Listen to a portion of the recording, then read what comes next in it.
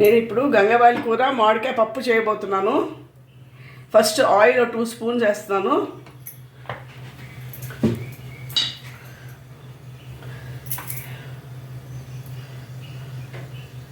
కొంచెం వేడెక్కాక ఆయిల్ ఇప్పుడేను మినపప్పు 1 స్పూను, ఆవాలు, జీలకర్ర, ఎండుమిరపకాయలు, కరివేపాకు, ఎల్లిపాయ వేస్తున్నాను. ఇది కాస్త ఫ్రై అవ్వాలి. ఇది ఎల్లిపాయలు కొంచెం కచ్చపిచ్చగా దంచాలన్నమాట, దంచి వేయాలి ఎల్లిపాయలు.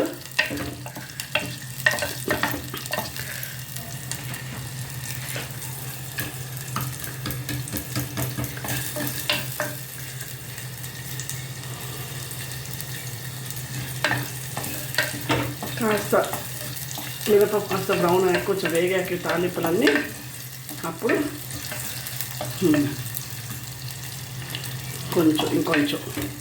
కొంచెం అయితే అయిపోతుంది. ఇప్పుడు నేను పప్పు వేస్తున్నాను. ఉడకబెట్టాను, ఒక టీ గ్లాస్ పప్పు ఉడకబెట్టానండి నేను.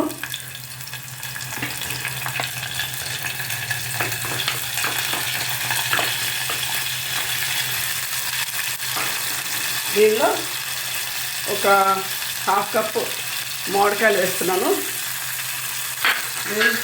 1 కప్పు గంగవాయిల కూర అంటారు, అది వేస్తున్నాను. ఇప్పుడు దీంట్లో ఉప్పు ఫస్ట్ 1 స్పూన్ వేస్తున్నాను. 1 స్పూను కారం,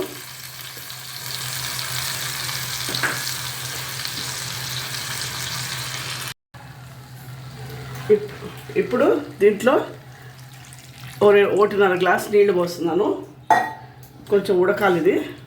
ఈ ఆకుకూర అంతా కొంచెం ఫ్రై అవ్వాలి కదా, ఇవన్నీ వేస్తున్నాను. ఇప్పుడు ఉడికాక ఇలా సిమ్లో పెట్టేసాను అన్నమాట. ఇంకా